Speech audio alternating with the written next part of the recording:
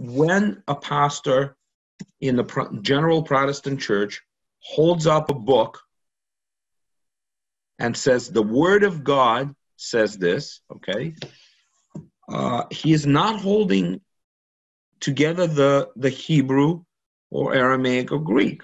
He's holding usually, or in the American context, English Bible. So are translations less holy than their Hebrew and Greek? I'll use the word originals. Nick, do you want to go first? Yeah, I would probably answer that. I probably wouldn't put it in those terms. In Hebrew, holy, kadosh, really means separate, set apart. So no translation is more set apart or separate than any other translation. So in the technical sense, no. It's not more holy in the biblical meaning. But the question maybe would be, right, is one more sacred? So is the Hebrew text, let's say, which the rabbis used to call Lishon HaKodesh, the holy tongue, is it more sacred? Should we be looking at it with with white gloves on, as opposed to the English translation? I may have to do several of these as this goes on, but I would just say that that's really, it's kind of up to the person of faith. That is, it's an extra biblical question, right, about what we think. We're outside it, and what we want to impute onto it is really our choice, right, as believers, as attempting to follow this material. However, having said that, I would say that I don't think that there is any English translation that's any more holy than any other English translation. So maybe I should make that clear from the get-go. But that's kind of easy because, it's easier because all the English are translations, and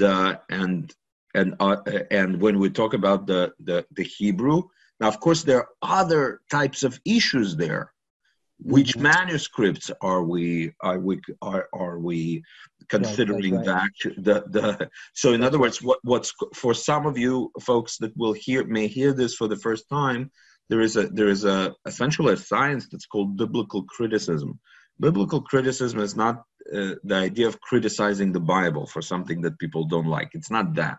Biblical criticism is really the idea of examining wide variety of manuscripts, various textual witnesses coming out from different centuries, from different locations, and seeking to determine through a variety of different factors and tests which one of them is the authentic one, especially in the cases where it is different, which is the disturbing factor for everybody.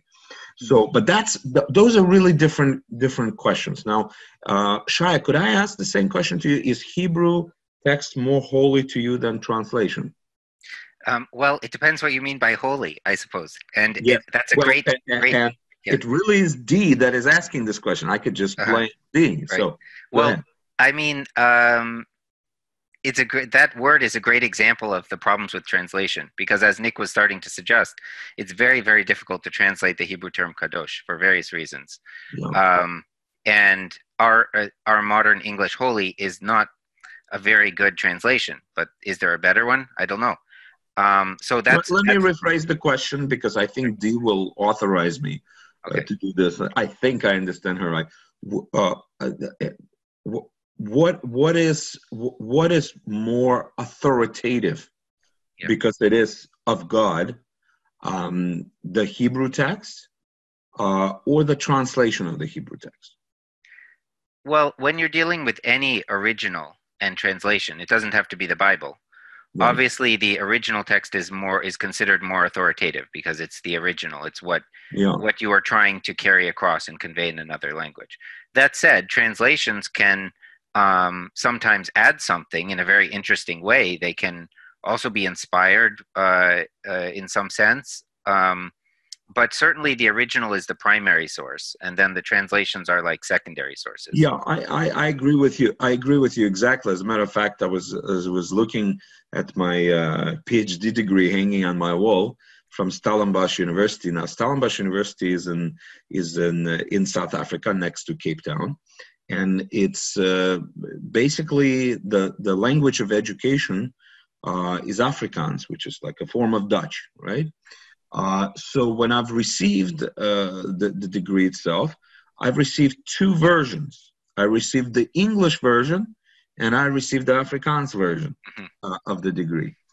Now, on both of them, one obviously in Afrikaans, one obviously in English, at the bottom, it says, in the cases of disagreement, the Afrikaans version of this degree is the authoritative one. Yes. Okay. So I think that's what we're really talking about here, is that it's a general principle that should be a no-brainer, right? Well, it's the same with my diploma, which is actually in Latin, so it's even harder. But what happens if two people disagree on the Afrikaans word or a phrase or meaning or the Latin clause? So, I mean, one thing that I would like to actually insert into the discussion at this point, maybe it's not exactly what you're asking, but I think it's very relevant for a lot of people who read the Bible. I've heard so many discussions, kind of theological discussions and disputes and arguments about, such minute questions of interpretation. And people will often look at their translations and say, no, it doesn't say in faith, it says by faith, and they'll go back and forth about things like this. So what I would say is you cannot use a translation to discuss meaning on that level, because those two phrases in English are likely translating the same original, for example. So one has to be cautious when using a translation and try to understand the purpose for which it was written, the perspective from which it comes, and what it's trying to do, what it's trying to convey. And then as you gain experience and knowledge, you can compare to other versions, try to understand their perspective, and maybe even to the original.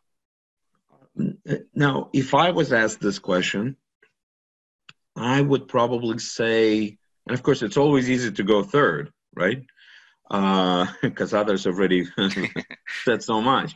But I would probably say that translation, in the case of the Bible, carries the same level of authority as the original, as long as it providing, right, it does not mistranslate or misinterprets, right? So, because really in the end, I think all of us would agree with that. I mean, I'm sure all of us would say, of course, this is a Jewish discussion. How could you possibly agree with me on a simple issue?